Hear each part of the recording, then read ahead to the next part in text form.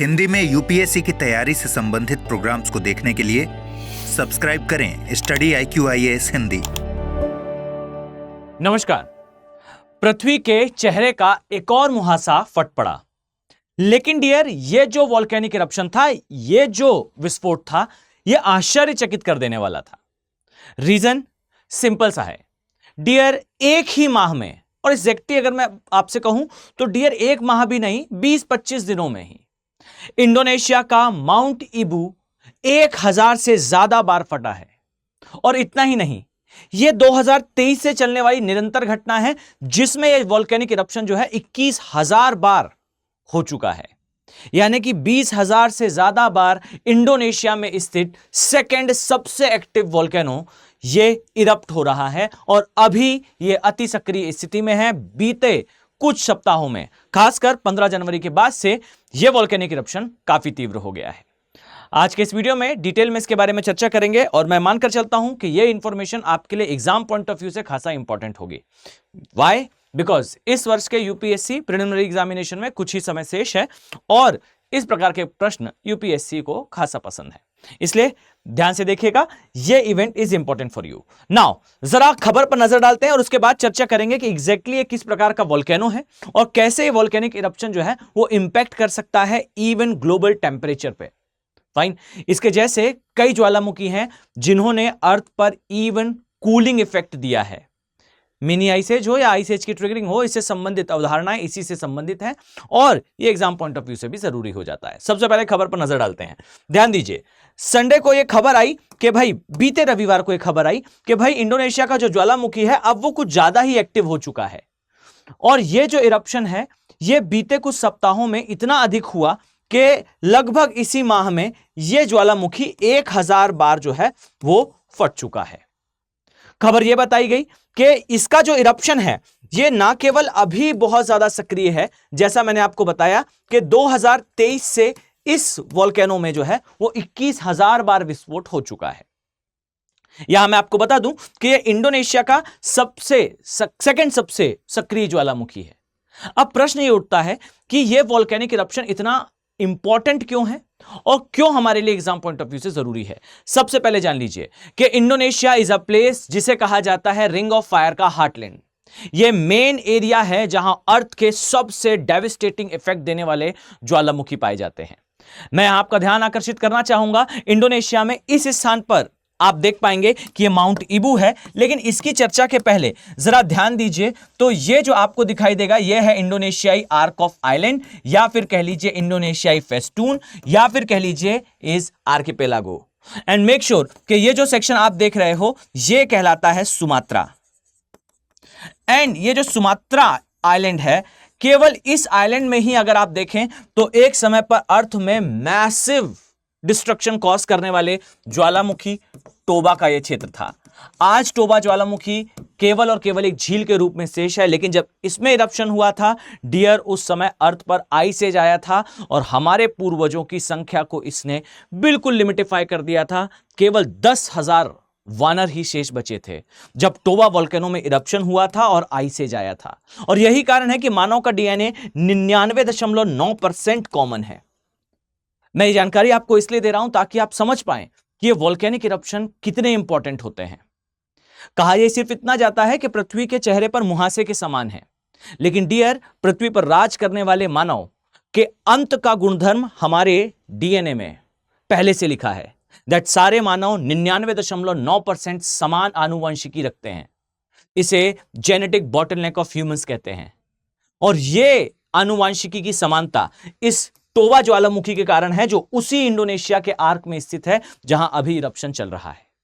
ऐसे ही एक वॉल्केनो है जो सुमात्रा द्वीप पे ही है जिसका नाम है क्रांकाताओ। और ये जो क्रांकाताओ वॉल्केनो है डियर, अगर इसमें फुल फ्लेज अपने पूरे पोटेंशियल से विस्फोट होता है तो कहा तो यह तक जाता है कि यह इंडो ऑस्ट्रेलियन प्लेट को 2 पार्ट में डिवाइड कर देगा।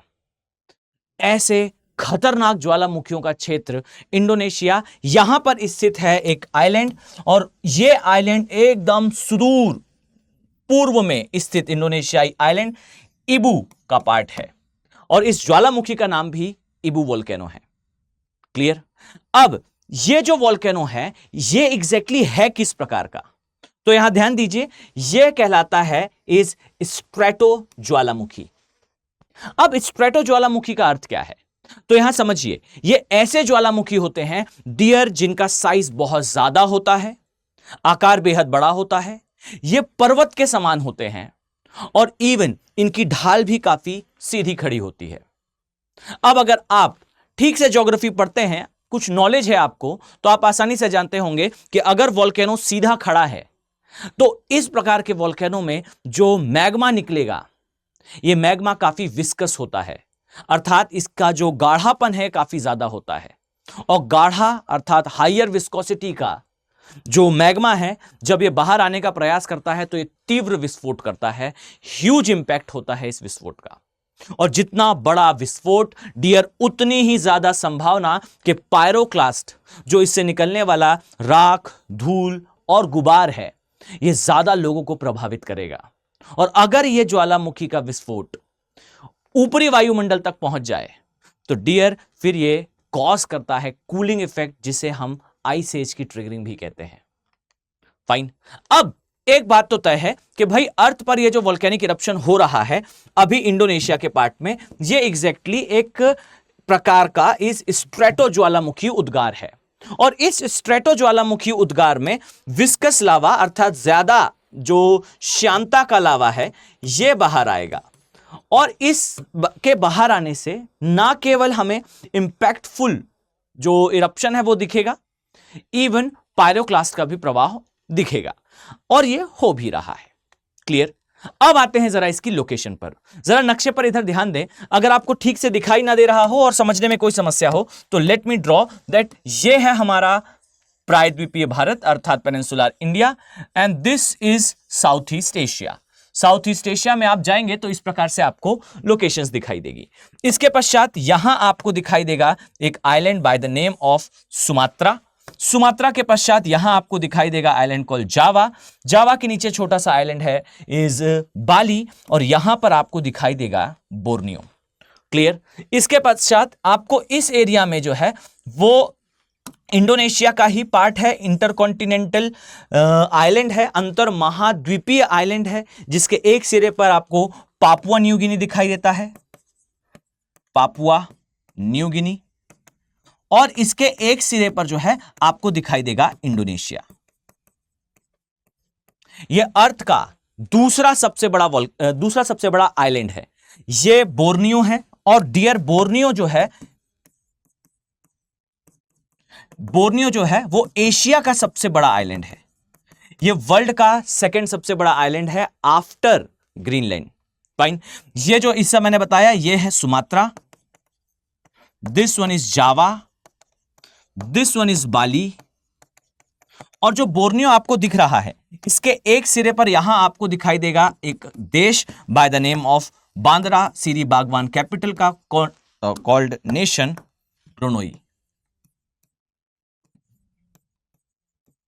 ब्रुनोई। फाइन। बीच वाले हिस्से में आपको मलेशिया दिखाई देगा, और नीचे वाला जो इसका सेक्शन है यहां आपको सेम दिखाई देगा इज इंडोनेशिया। तो नीचे वाला पोर्शन इंडोनेशिया का ही है, बीच वाला पोर्शन मलेशिया का है, ऊपर ब्रुनोई है।